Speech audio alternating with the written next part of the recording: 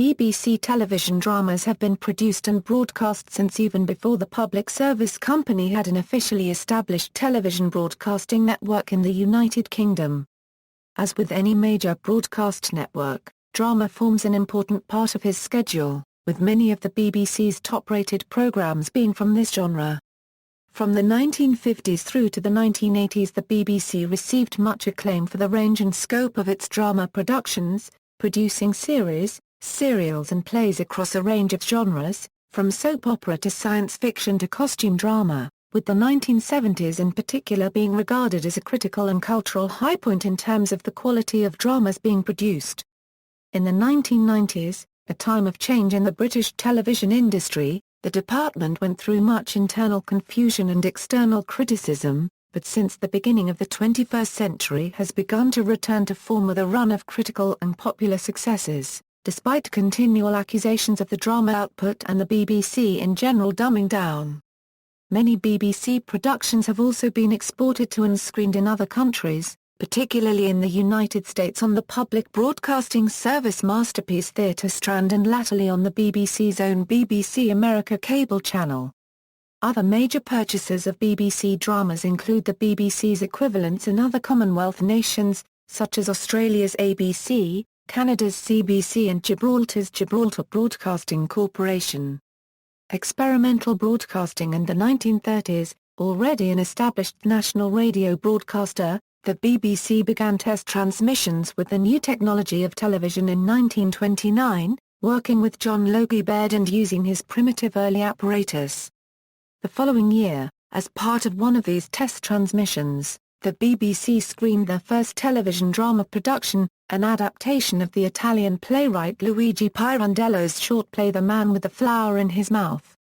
Broadcast live at 3:30 p.m. on July 14, 1930. The play was produced from a small studio in the Baird Company headquarters at 133 Longacre, London. The play was chosen because of its confined setting, small cast and short length, and was directed by Val Gielgud, who was at the time the BBC's senior producer of radio drama. Because of the primitive 30-line camera technology, only one figure could be shown on screen at a time when the field of vision of the cameras was extremely restricted. The Prime Minister of the day, Ramsay MacDonald, watched the play with his family on the Baird televisor Baird has previously installed at their 10 Downing Street home. The reviewer for the Times newspaper commented that, "This afternoon on the roof of 133, Longacre will prove to be a memorable one. The time for interest and curiosity has come, but the time for serious criticism of television plays, as plays, is not yet." The BBC's test broadcasts continued throughout the early part of the decade as the quality of the medium improved. In 1936 the BBC launched the world's first high-definition Euro then defined as at least 240 lines a Euro television channel, the BBC television service, from studios in a specially converted wing of Alexandra Palace in London. At the time of the channel's debut on November 2, 1936 there were only 5 television producers responsible for the entire output. The producer selected to oversee drama was George Moore O'Earl, who had some experience with working in a visual medium as he was a former assistant director of films. This was unlike most of his colleagues, who came across from the BBC's radio services. The first drama production to be mounted as a part of the new, regular service was a 25-minute selection of scenes from the West End play Marigold by L. Allen Harker and Effa Pryor, produced by O'Earl with the original London Royalty Theatre cast. This was broadcast live from the Alexandra Palace studios on the evening of Friday 6 November 1936. Later BBC television head of drama Sean Sutton wrote about the production for The Times in 1972.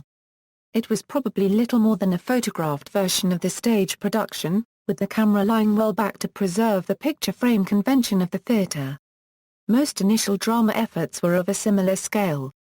Productions of selected dramatized scenes or excerpts from popular novels and adaptations of stage plays, and a program entitled Theatre Parade would regularly use original London theatre casts for reenacting selected scenes.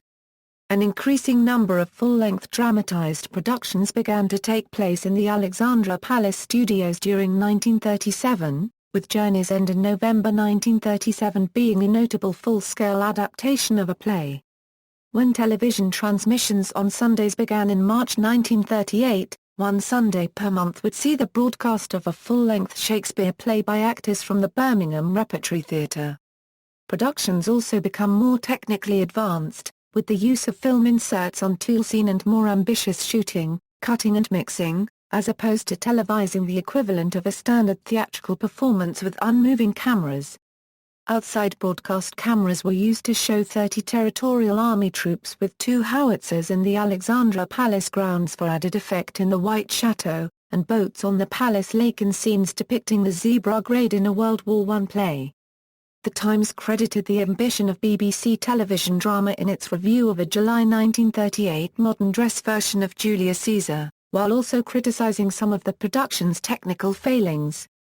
From the moment when Mr. Sebastian Shaw and Mr. Anthony Ireland were discovered sitting at a Cafar copyright table, discussing the political situation over a glass of beer, looking like 2 fascist officers, yet speaking the lines assigned to Brutus and Cassius, the attention of the audience was riveted. The penumbrascope, a device for providing a background by means of shadows, which came into play for the first time in this production, was used so carelessly that its edges were often visible. The essence of stagecraft is illusion, which must not be shattered by such accidents. Caesar's ghost was also very unconvincing, nor did the handful of people listening to the funeral orations suggest an excited mob. Greater praise was given by the same paper to Felicity's first season, broadcast in September 1938 and, unusually for the time, written directly for television. The play relies on dialogue throughout, and there is a skillful use of film to suggest the journey to Scotland. While there are few characters and little change of scenery, enormous cocktail parties, balls, and jumble sales seem to be in progress just out of sight. The result was something between a stage play and a film, that is to say, good television entertainment. The overwhelming majority of BBC television drama produced during the 1930s consisted of adaptations of stage plays, but there were exceptions. These included the first multi-episodic drama serial, Anne and Harold, a 5-part story about a married couple which began showing on July 12, 1938. There was also Telecrime, a series of 10 and 20-minute plays which presented various crimes, with the viewers given enough clues to be able to solve themselves using the evidence shown on screen, and especially written drama condemned to be shot. As with almost all programs of the era, the live television broadcasts meant that no record of the drama productions were kept outside of photographs, scripts and press reviews. BBC programme organiser Cecil Madden later claimed that they had experimented with tele-recording a production of The Scarlet Pimpernel, but were ordered by film director Alexander Korda to destroy the print as he felt it infringed his film rights. Despite the difficulties and challenges its production often presented, drama had become a central part of the BBC's television schedules. A BBC audience research survey conducted in 1937 found that 90% of those replying generally enjoyed the drama productions, a figure equalled only by outside broadcasts. In Christmas week 1938, drama accounted for 14 of the 22 hours of programming broadcast. By the following year, drama programming had 15 producers working on it, compared to 9 for all other types of programs combined. In 1939, the total audience for the BBC's programs had grown to an estimated audience of 100,000 viewers, watching on 20,000 television sets. However, BBC television broadcasting ceased on September 1, 1939 in anticipation of World War II. The station remained off-air for the duration of the conflict. The British government were afraid that the VHF transmission signals would act as a guiding beacon for German bombers targeting central London, and the technicians and engineers of the service would in any case be needed for war efforts such as the radar program. The return of television and the 1950s. BBC Television resumed broadcasting on June 7, 1946, and this service began in much the same way it had ceased in 1939, with many of the 1930s drama producers returning. In 1949 there was a major development in drama when Val Gielgud was made the new head of department, a position he had previously and successfully occupied at BBC Radio. Since producing the first television play in 1930, Gielgud had worked in television again, serving on attachment to the service at Alexandra Palace in 1939 and directing a half-hour adaptation of his own short story Ending It, starring John Robinson and Joan Marion, and broadcast on August 25, 1939, less than a week before the service was placed on hiatus. Gielgud was an unpopular choice with many in the television service, with the channel's controller, Norman Collins, protesting that anything less than complete familiarity with all aspects of television production will mean that the head of television drama is an amateur. Gielgud himself felt the television drama was too influenced by the cinema and ought to be closer to its radio equivalent, with television plays being more like illustrated radio broadcasts than independent entities in and of themselves. Gielgud eventually returned to radio, being replaced as head of drama by his assistant, the experienced producer Michael Barry, in 1952. One important move that had occurred under Gielgud was the establishment in 1950 of the script department, and the hiring of the television service's first in-house staff drama writers, Nigel Neal and Philip Mackey. Barry later expanded the script department and installed the experienced film producer Donald Wilson as its head in 1955. Television was now developing beyond simply adapting stories from other media into creating its own originally written productions. It was also becoming a high-profile medium, with national coverage and viewing figures now running into the millions, helped by the explosion of interest due to the live televising of the coronation of Queen Elizabeth II in the summer of 1953. 5. That same year, Barry invested the majority of his original scripting budget into a 6-part science fiction serial written by Neal and directed by Rudolf Cartier, an Austrian-born director who was establishing a reputation as the television service's most inventive practitioner. Entitled The Quatermass Experiment, the serial was a huge success and went a long way towards popularizing the form, where one story is told over a short number of episodes. On British television, it is still one of the most popular drama formats in the medium to this day.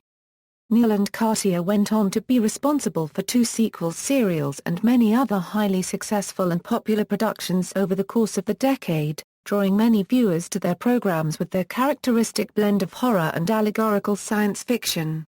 It was they who were responsible for the 1954 adaptation of George Orwell's 1984, the second performance of which drew the largest television audience since the coronation, some 7 million viewers, and is one of the earliest surviving dramas in the archive. The tele-recording process had by now been perfected for capturing live broadcasts for repeat and overseas sales, although it was not until the early 1960s that the majority of BBC dramas were pre-recorded on the new technology of videotape. The BBC, unlike American broadcasters, only gradually produced dramas shot entirely on film from the 1960s onwards. ITV's filmed series were in the minority, and most of the commercial channel's drama productions were made in the same hybrid form as those of the BBC. Filmed sequences would be mounted for external scenes which would be pre-shot and inserted into productions at relevant points, later being inserted into shows at the video editing stage. These sequences bought time for the more elaborate costume changes or scene setups, but also served to open out the action. 1, as the British Film Institute explained on its Scran online website in 2004. The BBC suffered during the second half of the 1950s from the rise of the ITV network, which had debuted in 1955 and rapidly begun to take away audience share from the corporation as its coverage spread nationally. Despite popular hits such as the police drama series Dixon of Dock Green and soap opera The Grove Family, the BBC was seen as being more highbrow, lacking the popular common touch of the commercial network. One of the major figures in commercial television drama of the late 1950s and early 1960s was Canadian producer Sidney Newman, the head of drama at ABC Television, responsible for such programs as Armchair Theatre and The Avengers. In December 1962, keen to turn around the fortunes of their own drama department, the BBC invited Newman to replace the retiring Barry as head of drama, and he accepted, keen on the idea of transforming what he saw as the staid, docile image of BBC drama. 6. The golden age of BBC drama. Even before Newman's arrival, some BBC producers were attempting to break the mold, with Elwyn Jones, Troy Kennedy Martin and Alan Pryor's landmark police drama series Z Cars, shaking up the image of television police dramas and becoming an enormous popular success from 1962 onwards. Newman, however, restructured the entire department, dividing the unwieldy drama group into 3 separate divisions: series, for ongoing continuing dramas with self-contained episodes; serials, for stories told over multi-episode runs, or programs which were made up of a series of serials; and plays, for any kind of drama one-offs, an area Newman was especially keen on following the success of armchair theatre at ABC. Newman followed BBC managing director of television Sir Hugh Weldon's famous edict to make the good popular and the popular good, once stating, "Damn the upper classes. They don't even own televisions." While he did personally create populist family entertainment-based dramas such as Adam Adamant Lives and the incredibly long-running science fiction series Doctor Who, he also attempted to create drama that was socially relevant to those who were watching, initiating the Wednesday Play anthology strand to present contemporary dramas with a social background. The resonance, says Scran Online of this development, it was from this artistic high of the golden age of British TV drama that a new generation of TV playwrights emerged. 2. The Wednesday Play proved to be a breeding ground for acclaimed and sometimes controversial writers such as Dennis Potter and directors such as Ken Loach, but sometimes Newman's desire to create biting, cutting drama could land the corporation in trouble. This was particularly the case with 1965's The War Game by Peter Watkins, which depicted a fictional nuclear attack on the UK and the consequences of such, and was banned by the BBC under pressure from the government. It was eventually screened on television in 1985. Newman's reign saw a large number of popular and critically acclaimed dramas go out on the BBC, with Doctor Who, Z Cars, Dr. Finlay's Casebook and the epic The Forsyte Saga picking up viewers, while the likes of the Wednesday Play and Theatre 625 presented challenging ideas to the audience. Newman left the staff of the BBC once his 5-year contract expired in 1967, departing for an unsuccessful attempt to break into the film industry. He was replaced by head of serials Sean Sutton, initially on an acting basis combined with his existing role, but permanently from 1969. 7. Sutton became the BBC's longest-serving head of drama, serving as such until 1981 and during the BBC's move from black and white into coloured broadcasting. His era took in the whole of the 1970s, a time when the BBC enjoyed large viewing figures, positive audience reaction and generally high production values across a range of programmes, with drama enjoying a particularly well-received spell. The Wednesday Play transformed into the equally celebrated and longer-running Play for Today in 1970.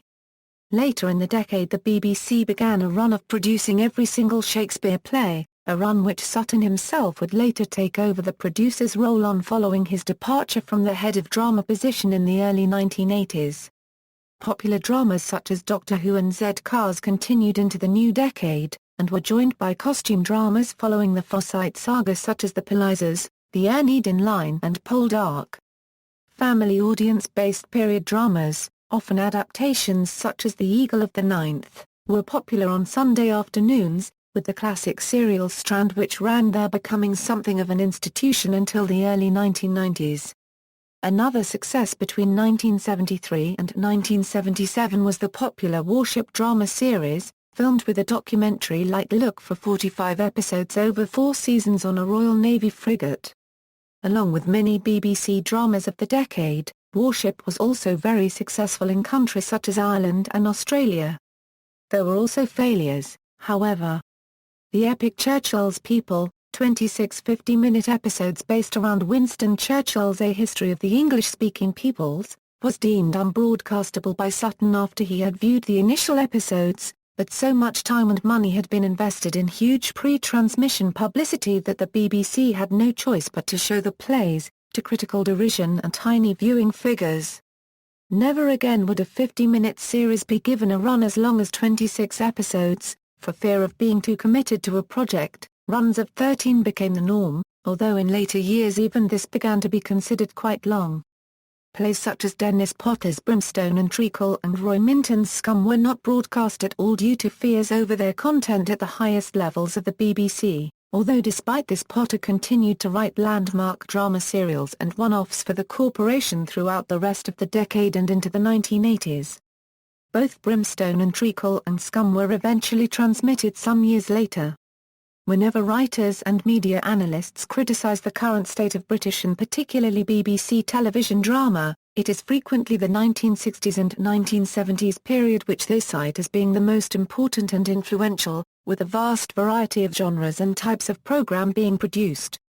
What may justly be rated as the golden age of television drama reached its zenith, as The Guardian described it in their 2004 obituary of Sutton. Or in the words of the Royal Television Society, an era that championed new writers, young directors and challenging drama. The amazing diversity helped to make it the golden age of broadcasting. However, despite this high esteem, the television drama of the era does not fully exist in the archives.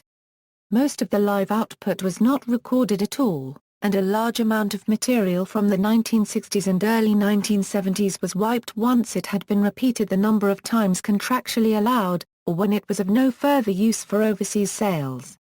This practice continued in the early years of colour television, although by 1978 the BBC had realised the historical value of its archive and ceased the wiping process. However, by this stage many series were completely missing. United, a football-based soap opera which ran from 1965 to 1967, has no episodes existing at all. Others have large gaps. Dixon of Dock Green has only about 30 of its more than 400 episodes surviving from its 20-year run.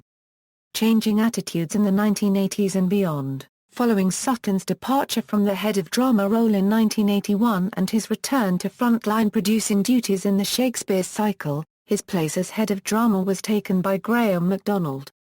MacDonald had been head of serials and later head of series and serials under Sutton, with the two departments having been merged in 1980, remaining so for most of the decade before separating again at the end of it.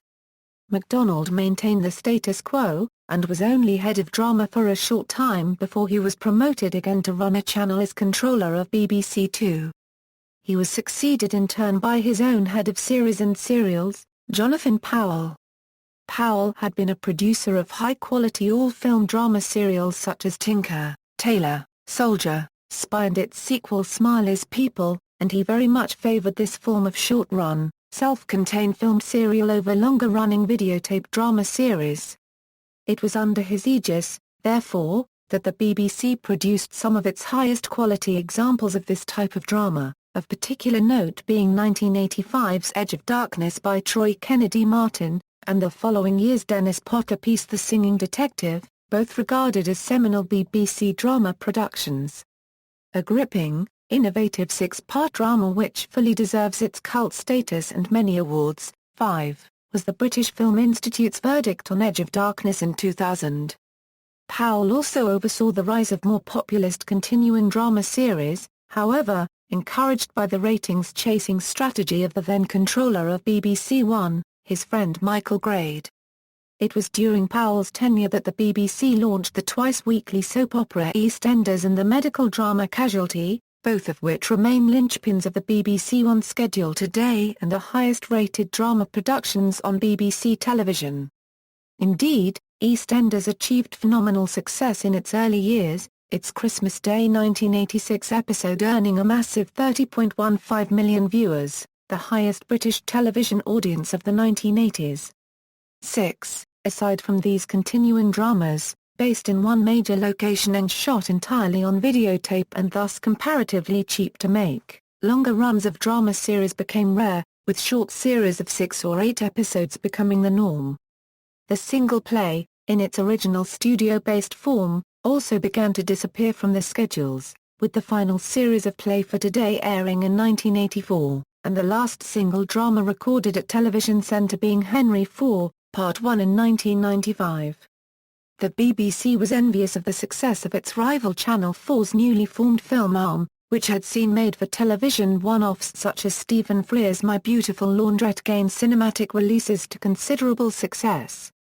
New strands such as Screen 1 and Screen 2 concentrated on short runs of all film, cinematic-style one-off dramas, with the most successful of these being Anthony Minghella's Truly, Madly, Deeply, which became a successful film released to cinemas. The plays department eventually disappeared altogether, being replaced latterly with a head of film and single drama position with autonomous powers for investing in feature film production, co-commissioning television one-offs with the head of drama. This interest in film production is perhaps best demonstrated by the fact that both of Powell's successors as head of drama, Mark Shevers and Charles Denton, went on to work in the film industry after leaving the position. Another major change to BBC production methods in all areas, but particularly affecting drama, occurred the passing of the 1990 Broadcasting Act, which amongst other things obliged the BBC to commission 25% of its output from independent production companies. Many BBC drama productions were subsequently outsourced to and commissioned from independent companies, although the BBC's in-house production arm continued to contribute heavily, with the separate drama series and serials departments remaining intact. Production arms such as costumes, makeup and special effects were all closed by the early 21st century, however, with these services now being bought in from outside even for in-house programs. Jonathan Powell's attempt to repeat the success of EastEnders in 1992, when he had become controller of BBC One, led to one of the BBC's most notorious and costly failures. El Dorado was set in the British expatriate community in Spain, created by the same team of Julia Smith and Tony Holland who had come up with EastEnders. The costly soap opera, hugely maligned by critics and the victim of a viewer backlash against the massive advertising campaign the BBC had undertaken to promote it, was scrapped by Powell's successor Alan Yentob after less than a year's run, under pressure from the Director General of the BBC John Burt. The 1990s saw a rise in the popularity of costume drama adaptations of literary classics, mostly adapted by the acclaimed screenwriter Andrew Davis. One of the most successful of these was a 1995 adaptation of Jane Austen's Pride and Prejudice, starring Colin Firth and Jennifer Hale. Contemporary social drama, a BBC signature style since the 1960s, remained in the form of landmark productions such as Our Friends in the North, but it was notable that this was transmitted on the more niche BBC Two channel rather than the mainstream BBC One, as might well have been the case in previous decades. There was criticism of the department's commissioning process in some quarters, which was seen as being overly intricate and bureaucratic. As The Independent described, lengthy agonizing over whether the BBC One's Argus Say a Fourth would be given a second series further encouraged the view that the BBC's management floor is full of desks where the buck does not so much stop as hang around for a few months. Further problems emerged for the drama department after the departure of Charles Denton as its head in May 1996. He was briefly replaced on a temporary basis by Ruth Caleb, the head of drama at BBC Wales. However, Caleb had no interest in taking the job on a permanent basis, and after a 6-month attachment left the post at the end of the year. With no suitable candidate to take the job on a full-time basis having been found, Director of Television Alan Yentob was forced to oversee the department, again on a temporary basis. There was much criticism in the press over the inability of the BBC to find a full-time head of drama, with even the BBC chairman Sir Christopher Bland criticising the amount of time it was taking to find a new head of department, stating publicly that, "There aren't a lot of people who are preeminently qualified and able to do the biggest job in drama. That's the difficulty." Experienced BBC drama staff such as Michael Waring were leaving the department, which was seen to be in trouble after the failure of hugely expensive productions such as the historical drama Rhodes in 1996. Many in the drama business, and not just BBC insiders, are worried about the handover of creative say to the controllers, low morale and the lack of a head, The Guardian reported in December 1996. Finally, in June 1997, Colin Adams was appointed as the new head of drama. Adams was a surprising choice, his previous role at the corporation having been as head of Northern Broadcasting. However, he was essentially an administrator and seen by drama staff as a temporary appointment. In 1997 the BBC approached Mal Young, best known for producing Liverpool-set Channel 4 soap Brookside, to head up the drama series section of the in-house drama department, which had become something of a poisoned chalice with many controllers departing in quick succession. As controller of continuing drama series, Young oversaw the move to volume production and also commissioned a new medical series, Holby City. By the time Young left the BBC to join 19 Television Limited as head of drama in December 2004, the BBC had increased series production to nearly 300 hours per annum, including EastEnders at 4 times a week, Holby City for 52 episodes, Casualty for 48 episodes. Volume series production was a controversial move because it took a large part of the drama budget away from original production and contributed to accusations of dumbing down its programming. The decision to show EastEnders 4 nights a week, followed by Holby City, has left the corporation open to accusations that the BBC One schedule has been cleared for a diet of precinct pulp. 7, reported The Guardian in 2003.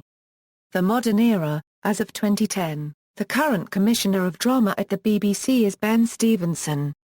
Working with Stevenson are, head of series and serials Kate Harwood and controller of continuing drama series John York, with David M. Thompson of film and single drama overseeing one-offs.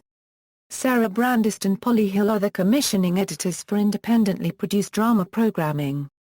Having been head of serials from 1997 to 2000, Jane Tranter was made head of drama in 2000. Tranter's era from 2000 to 06 saw a return to longer-run episode series, with programs such as Spooks being given longer second runs following successful debut seasons. Recent years have also seen a huge increase in continuing drama output, with EastEnders gaining a 4th weekly episode to add to the 3rd added during the mid-1990s, and Casualty and its spin-off series Holby City turning from regular seasonal shows to year-round soap opera-style productions. These moves have been criticized in some quarters for filling the market with insubstantial populist dramas at the expense of quality prestige pieces, although there have been several notable drama serial successes, such as Paul Abbott's State of Play and the historical drama Charles II, The Power and the Passion. Another move of recent years has been the regionalisation of BBC drama, in response to criticisms that the majority of programmes were made and set in and around London and the surrounding areas, with the BBC's Central Drama Department currently being based at Television Centre in West London.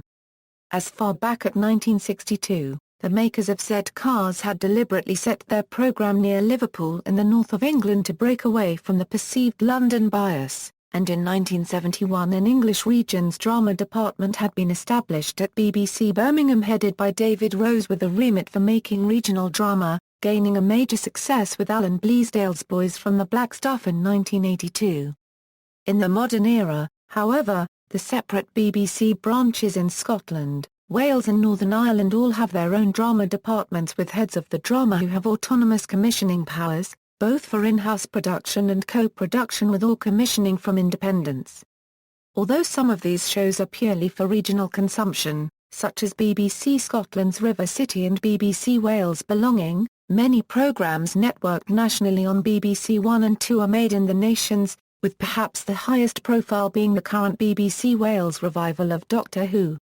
The larger English regions also produce drama productions of their own, with BBC Birmingham providing the detective drama Dalziel and Pascoe, daytime soap opera Doctors and anthology series The Afternoon Play for national consumption, for example. From 1999 until 2006, the BBC also had a new in-house drama division, BBC Fiction Lab, which specialised in producing dramas for the corporation's digital stations, particularly BBC 4. Notable Fiction Lab productions for BBC 4 included The Alan Clark Diaries, a live remake of The Quatermass Experiment, and the biopic Kenneth Donan, In Praise of Hardcore. Several of these have later seen analogue transmission on BBC 2. However, in January 2006 the BBC announced that Fiction Lab was to be disbanded, as the digital channels were now well established and no longer needed a specialised drama production unit. Children's drama. The BBC has established a strong reputation in the field of children's drama, Although children's dramas are almost universally commissioned and / or produced by the BBC's children's department rather than the drama department itself. There are however occasional crossovers. Doctor Who, for example, would commonly be regarded as a children's or family program, but has always been produced by the main drama department. Throughout much of the department's history, the emphasis has been on continuing productions of short-run drama serials, including adaptations of classic children's literature such as Little Lord Fauntleroy, as well as made-for-television productions. Science fiction has been a popular theme, from Stranger from Space through to the likes of Dark Season and Century Falls. Since the middle of the 1980s, children's dramas, with the exception of the Sunday evening classic slot, have almost always been screened in the weekday BBC One 3 p.m. 5.30 p.m. children's BBC Strand. Longer continuing drama series became common from the late 1970s, spearheaded by the 1978 launch of the popular school-set drama series Grange Hill. Created by Liverpudlian dramatist Phil Redmond, the intention of the programme was to present issues relevant to children in a realistic manner, showing characters in a modern comprehensive school and concentrating on the issues facing children in such schools. The series was a huge success, and in 1989 a similar programme, Biker Grove, set in a youth club, was launched by the BBC's North Eastern arm and screened on Children's BBC. From the 1990s onwards, in common with BBC programming in other genres, children's drama has often been commissioned from independent producers as well as being made in-house. Grange Hill switched to independent production after 25 years as an in-house programme in 2003, when production was taken over by Mersey Television, the company established by the programme's creator Phil Redmond in the early 1980s. Co-productions with foreign broadcasters are also common, with BBC Scotland's successful 2004 fantasy drama Shoebox Sue being made in collaboration with the Canadian company Blueprint Entertainment. 8. As of 2005, the BBC continues to broadcast children's drama, usually in the weekday afternoon BBC slot, but also occasional Sunday early evening/late afternoon prestige productions such as the adaptation of Kidnapped. As of July 2005, the head of children's drama is John East. See also: Broadcasting, timeline of the BBC, list of BBC television programming, television play, radio drama. Footnotes. References. Further reading: Georgina Bourne Uncertain Vision, Bert, Dyke and the Reinvention of the BBC, Secker and Warburg, ISBN 0-436-20562-9, an anthropological study of the internal workings of several BBC departments in the mid-1990s, including the drama department. External links: BBC Drama at BBC Online, Memorable TV Encyclopedia of TV Shows, The Man with the Flower in His Mouth, the first British television play, Screen Online, British Film Institute.